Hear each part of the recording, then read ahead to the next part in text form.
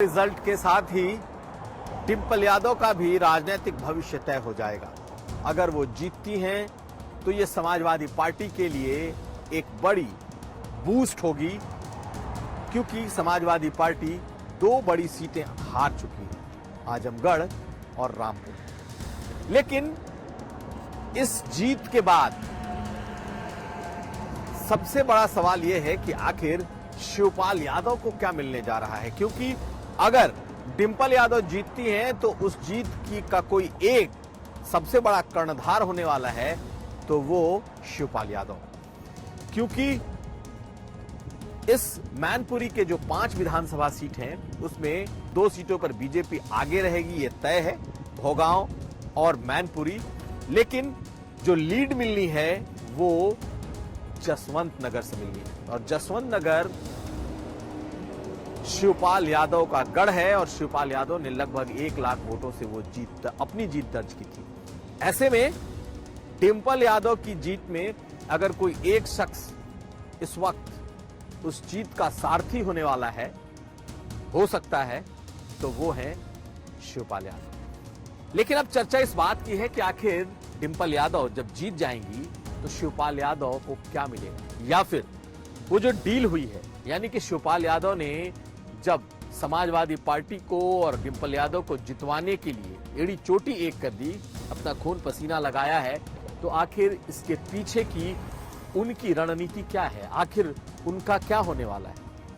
कई तरह की चर्चाएं हुई कि आदित्य यादव को अगले चुनाव में कहीं सेट किया जाएगा, लेकिन इन दिनों एक चर्चा सबसे ज्यादा है, और वो भी तब से जब से अखिलेश यादव ने खुद इस बात को इशारों में कह दिया है कि वो 2024 का चुनाव कन्नौज से लड़ेंगे, यानी कि वो अपनी इस पार्टी की राष्ट्रीय पार्टी के तौर पर, राष्ट्रीय नेता के तौर पर अपने को आगे रखने की उनकी रणनीति होगी।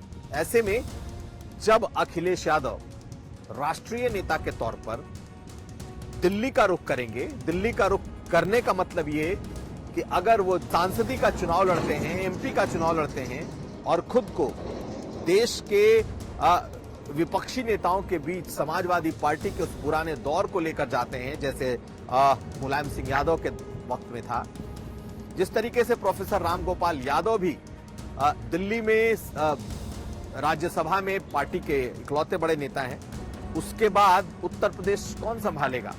एक चर्चा यह है कि शिवपाल यादव को नेता विपक्ष भी बनाया जा सकता है। आने वाले वक्त में डिंपल अगर जीतकर संसद पहुंचती हैं, अखिलेश यादव राष्ट्रीय राजनीति का रुख करते हैं और वो कन्नौज से चुनाव लड़ते हैं, तो हो सकता है इस चर्चा में दम हो। और ये चर्चा पिछले 1-2 दिनों से चल रही है कि शिवपाल यादव को बड़ी जिम्मेदारी अब प्रदेश में दी जा सकती है। तो प्रदेश में बड़ी जिम्मेदारी क्या होगी? प्रदेश की जो बड़ी जिम्मेदारी इस वक्त चर्चा में है वो ये कि अखिलेश यादव अगर दिल्ली की तरफ का रुख करते हैं तो हो सकता है शिवपाल यादव को नेता विपक्ष का दर्जा दिला दें, उन्हें वो कुर्सी दे दें। ऐसे में इस चर्चा को यूं ही खारिज नहीं किया जा सकता। हालांकि इस चर्चा को लेकर कोई पुख्ता बात, कोई आधिकारिक तौर पर पार्टी से बातें निकल कर नहीं आई हैं, लेकिन ये चर्चा पार्टी के भीतर भी है। ये चर्चा ऐसे लोग जो समाजवादी पार्टी को देखते और समझते हैं उनके बीच भी है। एक चर्चा ये भी है कि शिवपाल यादव आजमगढ़ का चुनाव लड़ सकते हैं, तो क्या परिवार के सभी बड़े जो लोग हैं, क्या सब के सब दिल्ली चले जाएंगे? रामगोपाल यादव, अखिलेश यादव, डिंपल यादव, शिवपाल यादव।